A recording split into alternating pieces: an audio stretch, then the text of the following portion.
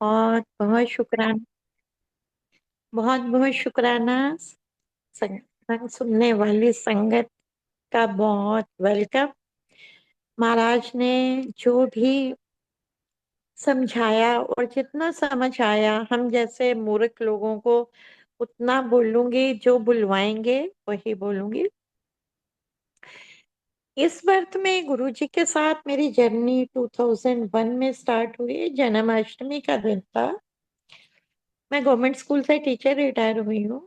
मेरी कलीग मुझे डेली सुनाया करती थी 1 साल से गुरुजी के सत्संग, लेकिन मेरे ऊपर से जाते थे, क्योंकि भगवान की मर्जी भी तो होनी चाहिए। ये समझ आ गया था जाते ही, फर्स्ट टाइम ही जब गुरुजी ने अपने दर्शन दिए, कि इनसे ऊपर कोई नहीं है। बहुत सी संगत ऐसा बोलती है कि हमें नहीं समझ आया कि ये भगवान है, बट मेरे को तो इन्होंने ही समझा दिया था। और उसके बाद वैसे भी मैं ऐसे बहुत जगह घूमती भी नहीं थी। एक आधी जगह जाती थी, वहां गुरुजी ने मुझे क्लियर किया। वो सत्संग मैं नहीं शेयर करूंगी, लंबा हो जाएगा, कोई ऐसी उसकी वैलिडिटी नहीं है। बट वो मैं 1 साल से इसी वजह से नहीं आ रही थी। बट रब ने जब खींचा, जन्माष्टमी वाले दिन भगवान के बर्थडे वाले दिन, तो गुरुजी में तो सारे ही रब देवी देवता इन्हीं में है। क्योंकि गुरुजी ने बोला था, आप कितने भी देवी देवताओं को मानो, मानो सबको, लेकिन वो सब मुझसे लेके देंगे आपको। वो भी देंगे, लेकिन मुझसे लेके देंगे। तो हम अपने सीधे भगवान से क्यों ना मांगे, अपने पिता से क्यों ना मांगे। हमारी जो पूरी श्रद्धा है वो अपने पिता में होनी चाहिए। जैसे कि हम अपने फादर तो एक ही होते हैं, तो हमारे फादर तो गुरुजी हैं। बाकी सबका सम्मान करना बहुत जरूरी है। हमें किसी ने कोई राइट नहीं दिया, हम किसी के लिए भी, किसी गुरु के लिए, किसी के लिए भी हम उल्टा सीधा बोले। हमारे गुरुजी रब हैं, ये क्लियर हो गया। फर्स्ट टाइम जब मैं गई, तो मेरे से तो गुरुजी ने ऐसे कोई बात नहीं की। और मैं अपने हस्बैंड को लेके भी नहीं गई थी, क्योंकि इंस्ट्रक्शंस थी कि गुरुजी से बात नहीं करनी है। उनको सब मालूम है, ऐसे नहीं तो डांट पड़ जाएगी। तो मैं अपने हस्बैंड को नहीं लेके गई थी, क्योंकि वो नहीं रुकते। तो उस टाइम बच्चे अनमैरिड थे, हम तीनों गए। तो गुरुजी ने बात तो कुछ नहीं की, बट देखते रहे। बहुत अच्छा लगा, जैसे स्वर्ग में आ गए हैं फाइनली। कट शॉर्ट करते हुए मैं सत्संग शेयर कर रही हूँ। मेरे हस्बैंड नहीं मान रहे थे, मैं उनको ले जाना नहीं चाह रही थी, क्योंकि मुझे लगता था इंसल्टिंग ना हो जाए। लेकिन वो नहीं माने। एक्चुअली उन्हीं का कनेक्शन था रब के साथ। और वो गए, पर उन्होंने वही किया, बात की गुरुजी से। और गुरुजी को बोला उन्होंने कि मैं आपकी फोटो खींच लूं। तो गुरुजी कहते हैं नहीं, पहले तेरा एडमिशन होगा। तो मेरे को घर में आके बोलते हैं कि देख, कुछ नहीं कहा, ऐसे ही डरा रही थी मुझे। हम 3-4 मंथ्स जाते रहे। और नहीं, उससे स्वरूप तो पहले ही दे दिया था, तब तो फोटो बोलते थे। फिर हम जब चारों गए, तो गुरुजी कहते हैं एडमिशन हो गया। उससे रिलेट मैं करती हूँ कि जैसे जो गुरु नाम दान देते हैं, तो गुरुजी ने एडमिशन हो गया बोला।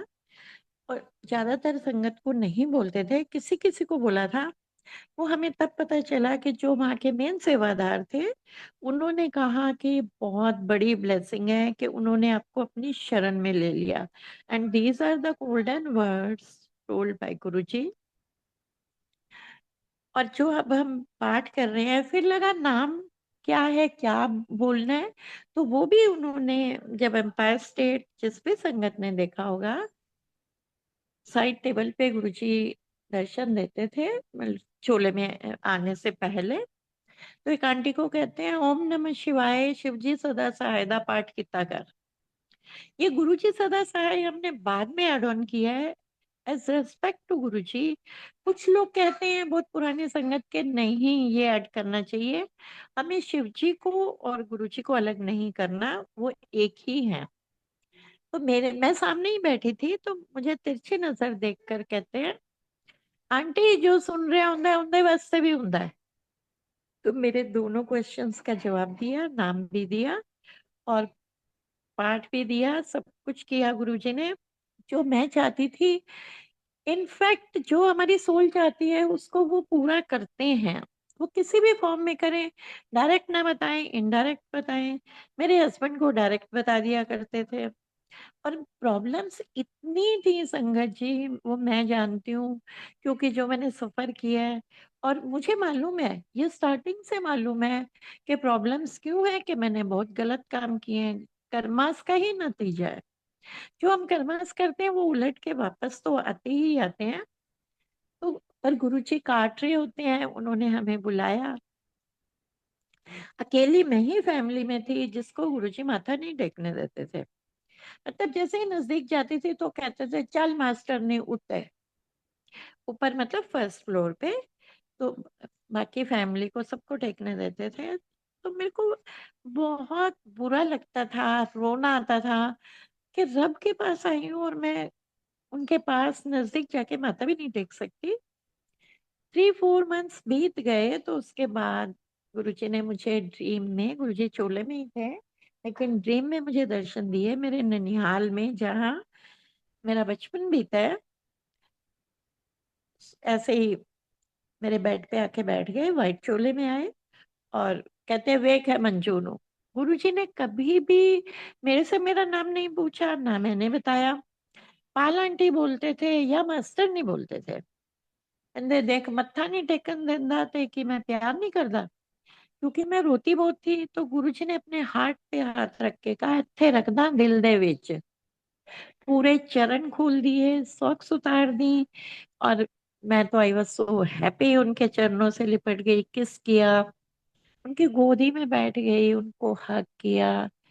और वो शायद मेरी लाइफ का वो सीन था जिसको मैं कभी नहीं भूल सकती।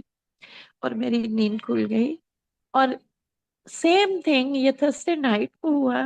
और गुरुजी ने फ्राइडे दिया था। 2-3 मंथ्स के बाद ही बोल दिया था गुरुजी ने कि आंटी, और मुझे ही बोला था आंटी शुक्र दे, शुक्र आना है। तो एक बार मैंने ऐसे ही माथा टेकते हुए प्रे की, गुरुजी क्या मैं मुसलमान नहीं थी पिछले बर्थ में? तो गुरुजी मुझे देख के मुस्कुरा दिए। और सेम थिंग जब मैं फ्राइडे को गई, गुरुजी ने वही चीज रिपीट की एम्पायर स्टेट में। अपने चरण नीचे कर लिए अपने कैबिनेट से। और जो मैंने ड्रीम में किया वही सब कुछ मैंने ओरिजिनली किया, बस एक हग नहीं किया। और मेरे हस्बैंड से बातें करते रहे, वो उनका एक तरीका था। मुझे लगा मेरे को मौका मिल गया है, बात कर रहे हैं तो मैं अपना काम करती रहूं। एक्चुअली मौका भी वही देते हैं। हमारे बेवकूफ इंसान है ना, हमारे दिमाग में कुछ चल रहा होता है। तो उस दिन के बाद से मैंने कहा गुरुजी आप तो लॉर्ड कृष्णा की तरह बहुत शैतान हो, आपने मुझे इतना रुलाया। तो तब ऐसे मैं बोल ही रही थी तो फिर मुस्कुराए। लेकिन उसके बाद से उन्होंने मुझे कभी भी रोका नहीं माथा टेकने से। प्रॉब्लम्स थी, वो पुरानी संगत गाइड भी करती रहती थी जो वहां पे बाहर होते थे, कि आपकी प्रॉब्लम्स को भगाते हैं, आपको नहीं भगा रहे। आप ऐसे परेशान नहीं हो। और ये सच है संगत जी, उसके बाद से पीछे मुड़ के नहीं देखा। पीछे मुड़ के देखने से मतलब ये नहीं कि प्रॉब्लम्स खत्म हो गई, बहुत सारी खत्म हो गई, गुरुजी ने उनको ब्लेस किया। लेकिन जो इतने कर्मास किए हैं वो स्टिल गोइंग ऑन। लेकिन इतनी हिम्मत दे देते हैं कि हम उन्हें सहन कर पाए, उससे निकल पाए, और एक डर खत्म हो जाता है कि रब हमारे साथ है, वो खुद संभालेंगे। उसके बाद एक के बाद एक जो मेरी, जिसके वजह से मैं गई थी। हम लोग जाते ही किस लिए हैं? पैसा चाहिए, घर चाहिए, बच्चों की हेल्थ चाहिए, जॉब चाहिए, यही मांगने जाते हैं। इसके अलावा तो दिमाग ही नहीं था। वो तो चीजें लेटर ऑन सिचुएशन पे समझ आती हैं, और वो उन्होंने सब कुछ किया। जो मुझे घर चाहिए था वो उन्होंने ब्लेस किया, 13 नंबर का। बच्चों की शादियां भी करा दी, और फाइनेंशियली भी बहुत साउंड किया। जो चीज कई एक टाइम था मुझे लेने के लिए सोचना पड़ता था कि 1-2 महीने बाद ले लूंगी, लेकिन वो अब सब कुछ खत्म किया जो मेरे मन में होता है। मैं उसे परचेज कर पाती हूँ उसी टाइम। हालांकि मैं कभी एम्बिशियस नहीं रही, मुझे कभी नहीं लगा मैं अपने आप को सबसे रिचेस्ट पर्सन समझती हूँ। इतनी सेटिस्फेक्शन इस रब ने मुझे दी है, कितना भी कोई रिच हो, मुझे कभी नहीं लगा कि हमारे पास भी होना चाहिए। क्यों होना चाहिए? खानी तो दो रोटी है। ये सेटिस्फेक्शन भी उन्हीं की तरफ से है, तो मुझे कभी नहीं लगा। पर उन्होंने सारे काम करवाए, उसी उसमें बरकत पे बरकत शुरू हो गई। घर बदलवा दिया, फिर गाड़ी चेंज करवा दी, उसके बाद डॉटर की मैरिज करवाई। ऑलमोस्ट खाली हो गए थे पर काम नहीं रुकता था। फिर 1 साल डॉटर को वेट करना पड़ा क्योंकि यूएस में मैरिज हुई। इन बिटवीन उसकी सिस्टर लॉ की मैरिज भी यहाँ हुई। तो कहने का मतलब है कि सब हैवी हैवी अमाउंट, और एक नौकरी वाले इंसान के लिए इतना ज्यादा वो नहीं होता मैनेज कर पाना। और जैसे ही डॉटर गई 2006 में, 1 साल की वेटिंग थी। हमें ये मालूम था 6 मंथ्स की है, लेकिन 13 मंथ्स लग गए। हर चीज गुरुजी ने 13 की। घर भी 13 नंबर दिया, गाड़ी का नंबर भी 13, उसकी शादी भी 13 में कराई, और 13 मंथ्स ही उसे वेट कराई। 6 मंथ्स के बाद वो पंजाबी च कहते हैं ना, काले पैना शुरू हो गए। और गुरुजी को बोलते थे, गुरुजी के पास जाके, कि गुरुजी पेपर नहीं आ रहे, पेपर नहीं आ रहे। मेरे हस्बैंड ही बोला करते थे। तो गुरुजी कहते हैं दफा हो जा, आ जाएंगे। लेकिन बहुत मेंटल टेंशन हो गई थी, क्योंकि बाहर निकलना, इंडिया में जैसी मेंटालिटी होती है, और ये मैं 16 साल पुरानी बात कर रही हूँ। सबको लगता था कि पता नहीं कोई धोखा तो नहीं हो गया, वो आ नहीं रहे। इसको पूछते थे अमेरिका कदों जाना, अमेरिका वाले भूल गए तेनू। तो ये इसने बाहर निकलना बंद कर दिया। और फिर हमारा तो जोर कहाँ पे, हमने तो गुरु जी से ही पूछना है। तो एक दिन फिर ना गुरु जी ने इससे पूछना शुरू कर दिया, गुरु के कदों जा रही, तू फिर आ गई। तो हम बड़े परेशान होते थे कि उनको पता है और हमसे पूछ रहे हैं कि कदों जाना है। तो वो भी उन्होंने क्लियर किया कि जब मैं पूछता हूँ तो मैं ब्लेस कर रहा होता हूँ। इसकी लिस्ट में इतना बैक क्यों गया ये भी वो जानते हैं। उन्होंने 13 मंथ्स क्यों लगवाए ये भी उनको मालूम है। एग्जैक्ट 13 मंथ्स के बाद सब कुछ हुआ, और क्लियर कर दिया कि मैं पूछ रहा हूँ तो मैं आगे का तुम्हारा टाइम ब्लेस कर रहा हूँ। तो जब ये जा रही थी, अप्रैल में गई है, तो उससे पहले शिवरात्रि पे 2006 में, तब एम्पायर स्टेट में इस तरह का तो कुछ बड़े मंदिर में भी ना इतनी संगत होती थी, ना ऐसे सेवादार अलॉट होते थे। संगत जाके जो डेकोरेशन करते, आप वीडियोस देख सकते हैं उसमें, बड़े ही फंक्शंस होते थे 2 4 वहां पर। तो संगत का जो मन होता था वैसे वो डेकोरेट कर लिया करते थे। और कुछ जो पुराने सेवादार थे उनमें से कुछ की आंटियां आके आरती कर लेती थी। उस बार उन्हीं सेवादारों ने सोचा कि वही आंटियां करती हैं तो हम यहाँ से भी लेते हैं, जो आंटियां गुरु जी की आरती करें। तो पर्चियां निकाली, उसमें मेरी डॉटर का नाम भी आ गया।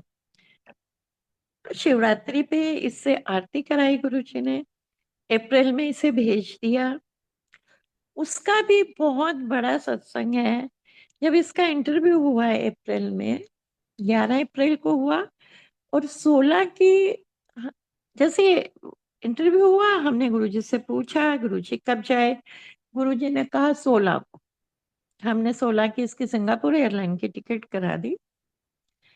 अब बीच में इतनी छुट्टियां आ गई, जो पासपोर्ट आना था वो नहीं आया, और 13 को बैसाखी आ गई। अब ये तो बहुत परेशान।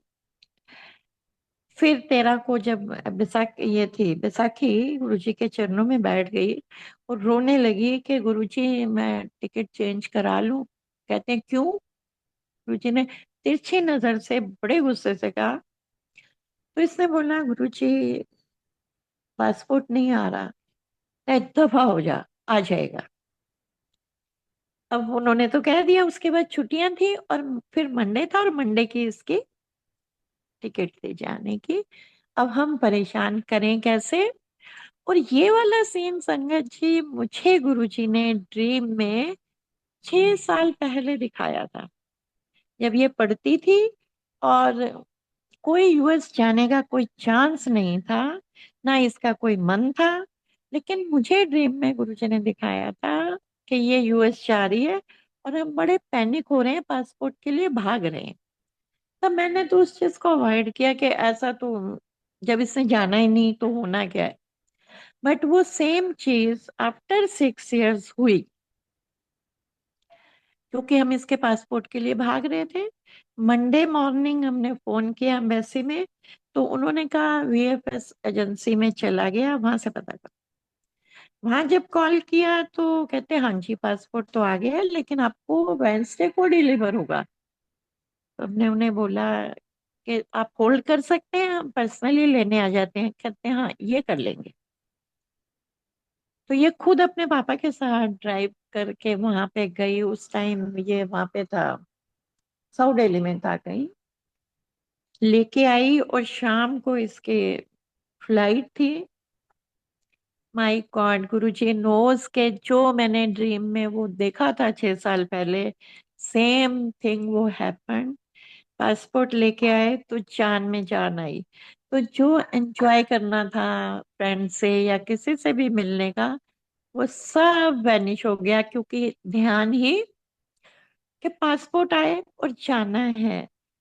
और एक चीज और है कि अगर गुरुजी ने 16 दी तो कोई रीजन था, उनको मालूम था। वो 18 भी 19 भी दे सकते थे कि पासपोर्ट प्रॉपर आ जाए। तो हर चीज का उनका टाइम है। हमने किस सिचुएशन से निकलना है ये भी उनका टाइम है। उसमें भी कर्मास करते हैं। क्योंकि इससे रिलेटेड एक किसी का सत्संग है, वो मैं शेयर करती हूँ, आपने सुना भी होगा। गुरुजी डिवाइन प्रसाद जब निकालते थे तो उन्होंने किसी एक अंकल को आवाज दी एम्पायर स्टेट में। तो वो अंकल इधर उधर थे, एक दो आवाजें दी, वो नहीं आ पाए। गुरुजी ने कहा जा छुट्टी, अब ये जो तेरा नंबर है वो टाइम खत्म। अब पता नहीं 70 या 80 इयर्स बोले थे, उसके बाद ये चीज होगी।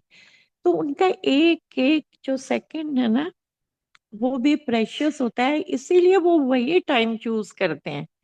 जब हम कई बार घर से निकलते हैं, कोई अड़चन आ जाती है, बाद में पता चलता है कि वहां रास्ते में तो कुछ और हैपनिंग हुई पड़ी थी। तो ये सारी चीजें उनको मालूम है, वो रोक के चलते हैं। ये चीजें बैक का बताती हूँ, बट रिसेंटली मेरी डॉटर के साथ ऐसा ही रोकने का, हार्डली 1.5 साल पुरानी बात है, यूएस में ये तीनों, मतलब उसका बेटा, ये हस्बैंड वाइफ वीकेंड पे कहीं गए हुए थे घूमने। तो उसके बेटे ने बोला, ये निकलने लगे तो इसका बेटा कहता है कि नहीं मुझे एक और झूले पे झूलना है। ये लोग रुक गए और उसके फौरन बाद उसी टाइम पे जिस रोड से इन्होंने निकलना था, गुरुजी ने इनको 5-10 मिनट्स रोका बच्चे के थ्रू, लेकिन उस रोड पे फायरिंग हो गई। वहां वहां पे कई बार सब गन लेके चलते हैं, कब किसका दिमाग खराब हो जाए। और बहुत बड़ी न्यूज आई थी, 2 गाड़ियों में आपस में डिस्प्यूट हुआ और उन्होंने फायरिंग स्टार्ट कर दी। कुछ लोग इंजर्ड भी हुए। और जब ये भागे, अब इनको ये नहीं समझ आ रही थी कि किधर से फायरिंग हो रही है। ये भागे तो मेरी डॉटर गिर गई, तो उसे हल्की सी स्क्रैच आई, इतने थोड़े से में काटा। लेकिन उस गाड़ी के सामने से जितनी गाड़ियां गई थी उनको काफी चोटें आई। तो लेकिन गुरुजी ने रोका। वो अपनी संगत को कैसे बचाते हैं, ये हमें लोग जान पाते हैं। अगर वो बच्चा नहीं बोलता तो एग्जैक्ट वो टाइम था जो इसने नोट किया था। तो हमें उनके ऑर्डर को फॉलो करना है। कभी भी ऐसा नहीं कि जिद करें और चले जाएं। अगर हम इस तरह निकलेंगे, गुरुजी का ऑर्डर जब होता था, बट कुछ संगत ऐसा भी बोलती है कि अब हम किससे पूछें, आप लोग तो पूछ लेते थे। तो उसका जवाब सबको मिला हुआ है कि आप शब्द बानी सुनिए, उसमें आपको जवाब मिलेगा। नहीं तो आपको थॉट आएगा, बिल्कुल भी कुछ समझ नहीं आता, तो जो आपको ठीक लग रहा होता है आप कर दीजिए। गुरु जी ने अगर आपको रोकना है, वो काम नहीं होने देना, तो बिल्कुल नहीं होने देंगे। ये गारंटी है, मैं पेपर पे लिख के दे सकती हूँ। सारे जवाब देते हैं, उनका स्वरूप बोलता है, आपको पूरा गाइड करता है। वो चीज अलग है जो हमने फील की हुई है कि हम सीधा गए, डायरेक्ट आंसर लिया। लेकिन अगर हम प्रे करने बैठते हैं तो सब जवाब देते हैं। वो छोटे छोटे जवाब, मेरे हस्बैंड तो कई बार इतने डेयरिंग हो जाते थे कि हर चीज के लिए चले जाते थे। जैसे मुझे ड्राइविंग गुरुजी ने मना की, मेरे हस्बैंड को मना की, बेटे को भी कुछ ऐसा नहीं उन्होंने प्रमोट किया कि आप ऐसे लोकल लोकल चला ले। तो 2006 में मेरी सिस्टर इन लॉ की बेटी की शादी थी पटियाला में। अब पटियाला ये रहा, सभी रिलेटिव्स अपनी गाड़ियां लेके गए थे, तो मेरा बेटा बोलता है कि हम भी गाड़ी पे ही चलेंगे। मैंने कहा हाँ, बात तो ठीक है, क्योंकि फार्म हाउस में जाना है और सारा सामान भी होगा। मैंने कहा गुरु जी से पूछना पड़ेगा, क्योंकि हमारे ऊपर रिस्ट्रिक्शंस हैं। मेरे हस्बैंड गए गुरु जी से पूछने, उन्होंने मना कर दिया, नहीं जाना, बस पे जाओ या ट्रेन पे जाओ। अब मेरे हस्बैंड बाहर आए, मुझे कहते हैं गुरु जी मना कर रहे हैं। तो मेरे को लगा फार्म हाउस में जाना है, बस और ट्रेन पे आगे, मतलब मैनेज करना बहुत मुश्किल हो जाएगा। तो मैंने बोला कि आप ना अकेले ही चले जाओ, ज्यादा बेटर है। अब मेरे को देखो, मेरी सिस्टर लॉ की बेटी की मैरिज है और मैं कह रही हूँ अकेले चले जाओ। मेरा भी दिमाग कहाँ पे चल रहा था। तो फिर पूछने चले गए कि गुरुजी आंटी कह रही है तू कल्ला चला जा। कहते हैं बिल्कुल नहीं, सबने जाना है। फिर वापस आ गए मुंह लटका के। अब समझ नहीं आ रही थी क्या करें। फिर मैंने तीसरी बार कहा कि आप पूछ के आओ, हम टैक्सी पे चले जाएं। तो जब ये पूछा जाके तो गुरुजी कहते हैं हाँ ऐ ठीक है। और बहुत बड़ा रीजन था, पूरा रास्ता बारिश, रोड पे कीचड़, पूरी गाड़ी कीचड़ से भर गई, मेरा बेटा बिल्कुल नहीं ड्राइव कर पाता। हाँ, ये चीज अलग है कि अब हम कैसे पूछें, लेकिन वो थॉट ऐसा देंगे, आपकी गाड़ी नहीं चलने देंगे, किसी के थ्रू ले जाएंगे। हमें लगता है बहुत छोटी सी चीज है, पर वो हमें कितनी बड़ी बड़ी चीजों से निकाल के बाहर ले आते हैं। उनके हमें ऑर्डर को मानना है बस, हमें पता भी नहीं चलता, खुद आके खड़े हो जाते हैं।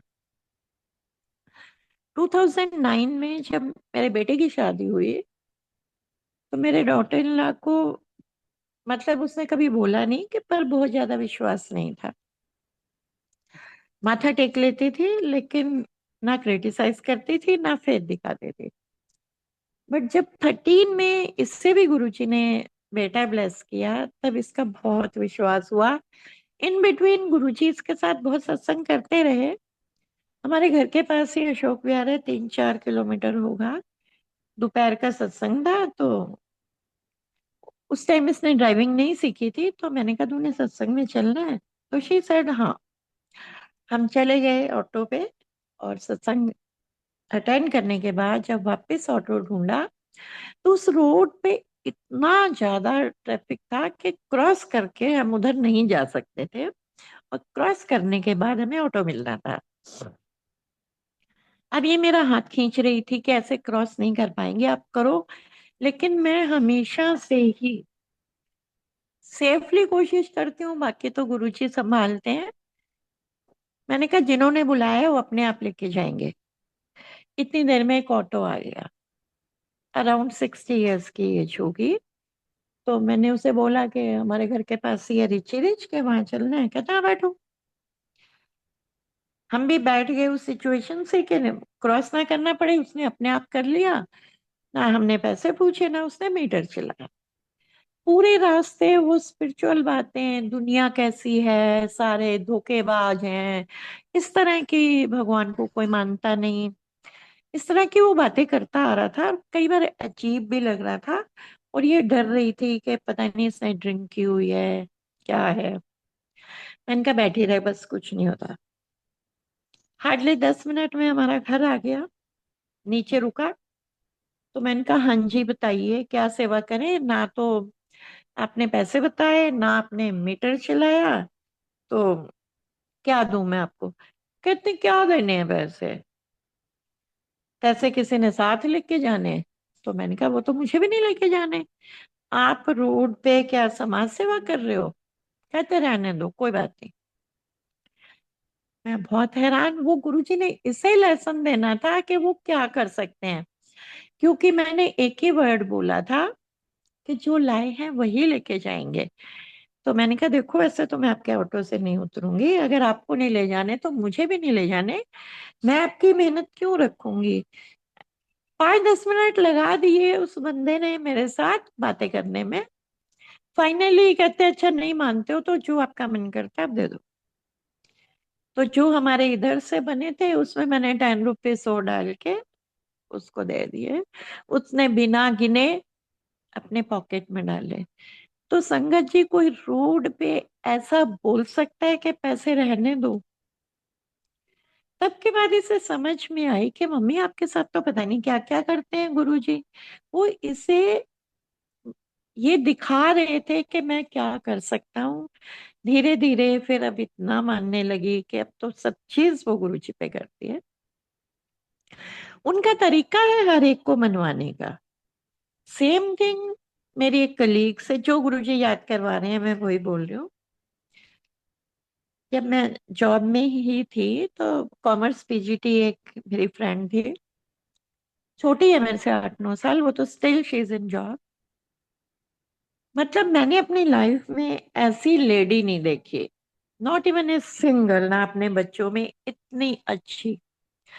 हर चीज को उसने मानना, और ह्यूमैनिटी कूट कूट के भरी हुई, वो दैट आई कांट एक्सप्लेन। तो मेरे को लगता था कि इसे ना मैं गुरुजी के बारे में बताऊं और इसको जोड़ूं गुरुजी से। बट अगले ही पल लगता था कि तो हर त्योहार को मनाती है, उस मतलब जन्माष्टमी पे भी प्रसाद लाना, जो भी हमारे फेस्टिवल्स होते थे हर रिचुअल वो करती थी। पता नहीं ये मानेगी कि नहीं मानेगी। एनीवेज मैं उस बात को भूल गई, मैंने उसे नहीं बताया। मैं फ्राइडे था, मैं मंदिर आई हुई थी, मंदिर जा रही थी, हाफ डे लिया स्कूल से। उसकी एक ही डॉटर है, और वो यहाँ से जब अपनी ऑडी पे जा रही थी नोएडा, तब मतलब नोएडा साइड में थोड़ा क्राइम भी था। उनकी वहां फैक्ट्री है तो वो पहले जाती थी। उस सिंगल चाइल्ड है उसका। पता नहीं उसका मूड क्या हुआ, वो बंगला साहब गुरुद्वारे में जाकर पाठ करने लगी, वहां पे सेवा करने लगी। और वहां काम होने की वजह से उसका फोन जो है स्विच ऑफ हो गया, या रीचेबल नहीं था। अब मेरी ये कलीग ने कभी पीछा नहीं किया अपने बच्चों या इस बच्ची का। बहुत ब्रॉड माइंडेड है, बहुत ज्यादा, उसने बिल्कुल फ्रेंडली पाला है। उस दिन उसने कॉल किया तो फोन ऐसे हो रहा था, तो नेचुरली मदर को लगता है एक बार किया, 2 बार किया, 3 बार किया। फिर उसे लगा फैक्ट्री में करती हूँ, नोएडा किया, वहां भी नहीं पहुंची, और वो टाइम हो चुका था पहुंचने का। अब उसे डर लगा कि रास्ते में यंग गर्ल है, गाड़ी वाड़ी ना छीन ली हो। रोने लगी, वो पैनिक हो गई। और स्कूल से छुट्टी लेके वो और उसके हस्बैंड उसी रोड पे उन्होंने ड्राइविंग स्टार्ट की जहां से वो जाती थी। और बहुत ज्यादा रो रही थी। मैंने उसे कभी, मतलब हमारे कुलीग्स भी कहते हैं इतनी जिंदा दिल इंसान है, लेकिन इतना रोते हुए कभी नहीं देखा।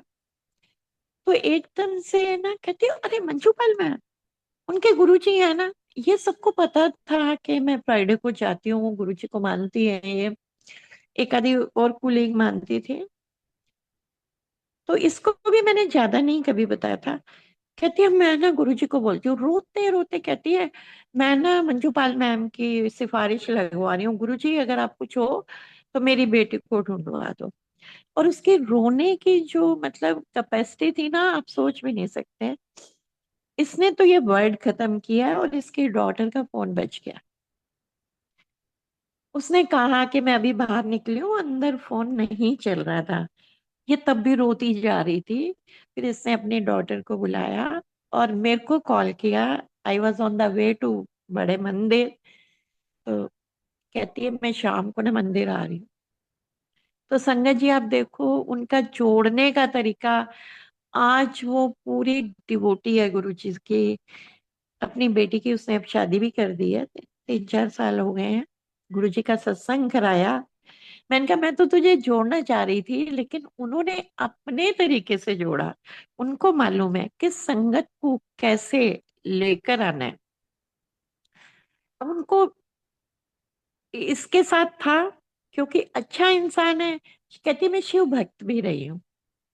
तो गुरुजी ने अपनी तरफ खींच लिया। तो सब चीज जब हम इन पे छोड़ देते हैं ना, तो इनका अपना वे है। उसको कैसे अपने पास बुलाना है, किसका कैसे कल्याण करना है, ये यही जानते हैं। हमें कुछ भी कहने की जरूरत नहीं है। मेरी अपनी लाइफ में आपका पिछले बर्थ का हर चीज उनके उसमें है। 74 में when I was 18 years old, मेरी मदर की डेथ हो गई थी। हम 4 सिस्टर्स से सबसे छोटी 6 साल की थी। लाइफ में बड़ी दिक्कतें आई। एनीवेज पर सभी सेटल हो गए। समझ नहीं आ रहा था, बट गुरुजी तो हमारे साथ ही हैं। जब मैं गुरुजी के पास आई और मेरी सबसे छोटी सिस्टर की जो सेकंड बेटी है, उस टाइम 97 में गुरुजी ने मुझे ड्रीम दिखाया था। मैं तो यही कहूंगी गुरुजी ने दिखाया था, क्योंकि गुरुजी मेरे साथ थे, कि मेरी मदर उसके यहाँ उनकी सोल आई है। बस क्लियर ड्रीम। बहुत डिटेल में जाऊंगी तो लंबा हो जाएगा, but it was totally clear कि वो मेरी मदर है। अब क्वेश्चन था कि ये मेरा वहम है या ये सच है। तो जब मैं गुरुजी के पास आई, तो मैंने गुरुजी से पूछा। तो गुरुजी कहते हैं ठीक है। तो आप संगत जी देखो, आपके अगले पिछली चीजें वो किस तरह से आपको क्लियर करते हैं। उन्होंने मुझे हिम्मत दी तो मैंने पूछ लिया। और जो सारी चीजें रिकॉल करती हूँ तो मेरी नीस में वो सब कुछ है जो मेरी मदर में था। तो वो चीज क्योंकि मुझे था इतनी छोटी एज, ये 38 years की थी मदर, तो कहाँ पे चली गई। हमारी लाइफ इस तरह हेल बन गई थी। गुरु जी ने जवाब दिया, तुम्हारी ही फैमिली में वापस आई। जिस सिस्टर के यहाँ आई, और हाँ उसमें फिर मुझे क्वेश्चन ये थे। वो तो मेरी मदर मुझे बता के गई थी कि 74 में डेथ हुई और 97 में ये पैदा हुई। तो बीच का टाइम कहाँ था। तो मेरी मदर ने मुझे खुद बोला कि मुझे अपना ठिकाना ढूंढने के लिए कई जन्म लेने पड़े। मैं कई जगह पे पैदा हुई और फिर वहां से मरी और मैंने अपना घर ढूंढा। तो सोल की जर्नी होती है वो भी क्लियर किया, क्योंकि कई बार वो सुनते हैं ना तो लगता है कि दूसरा जन्म होता है नहीं होता, या ऐसे ही बातें हैं। बट जब गुरुजी ने क्लियर कर दिया, और लास्ट बर्थ का उन्होंने कईयों को बोला कि जो पिछले कर्म होते हैं, तो वो भी अब तो समझ आती है कि कर्मा से और बर्थ होता है। कुछ लोग नहीं मानते, लेकिन जब रब ने कह दिया तो होता है। तो संगत जी मैं यही बताना चाहती हूँ कि इन पे हमने सरेंडर करना है। इनके ये नहीं कि बस कह दिया हम गुरु जी को मानते हैं तो मानते हैं। हर तकलीफ में कई बार हो सकता है कि हमारी मर्जी के अगेंस्ट भी चीजें होती है। मेरे साथ तो बहुत बार होती हैं, और मैं पैनिक भी बहुत होती हूँ। मैं और गुरुजी से लड़ती भी बहुत हूँ, क्योंकि हक मिला हुआ है, अपने पिता है, इन्हीं से लड़ेंगे। लेकिन ये नहीं करना। लड़ो बेशक, जो वो दे रहे हैं ना वो सिर माथे पे। और अब मैंने बोलना शुरू किया है कि जो गुरु जी आपको अच्छा लगता है आपको वो करना है। मैं जो मांग रही हूँ वो हो सकता है वो स्टेबल ना हो, वो मेरे लिए अच्छा ना हो, तो मैं गलत भी मांगू तो प्लीज गुरुजी आप मेरी बात नहीं सुनेंगे। कहना इन्हीं को है। गुरुजी ने खुद बोला था एक ही नाव पे पैर रखना है। आप सबका सम्मान करो लेकिन रहो एक के साथ। नहीं तो फिर हम, ना तो हमारी स्पिरिचुअल जर्नी कहीं पे जाएगी, ना ही हम किसी से जुड़ पाएंगे। बहुत कुछ इन्होंने मुझे दिया। मेरी डॉटर के साथ मैं वो करूंगी तो मुझे 4-5 घंटे चाहिए, बट मैं पार्ट्स में करूंगी। तो आज के लिए इतना ही। गुरुजी सबको ब्लेस करें, सबको समझ आए कि गुरुजी को हमने किस तरह से उन डिसिप्लिन में रह के उनके सत्संग को करना है। और क्योंकि यहाँ पे कोई जयकारे वाले लगाने की बात ही नहीं है। साइलेंट प्रेयर्स वो सुनते हैं, उनको सब मालूम है। सॉरी, आपके दिल में क्या चल रहा है, क्या आपको चाहिए, क्लियर बोल देते थे गुरुजी को तो कोई फर्क नहीं पड़ता था कि जो भी आया, हाँ भाई तेरी लव मैरिज है। अब वो कई बार उनकी नजरें झुक जाती थी। लेकिन रब को क्या है, उन्होंने तो आपके चिट्ठे सबके सामने खोल देने हैं। तो बस सिर झुका के हमने उनसे अपने लिए अच्छा मांगना है और गुरु जी के लिए भी प्रे करनी है। गुरु जी ने कई बार बोला भी था कि सब अपने लिए मांगते हैं, मेरे लिए कोई नहीं मांगता, कोई प्रे नहीं करता। तो हम जो जाप करते हैं उसमें गुरु जी के लिए भी करें, अपने लिए भी करें और अपने रब का शुक्राना करें। Thank you Guru ji. Thank you Monika. सारी संगत का शुक्राना, बहुत बहुत शुक्राना।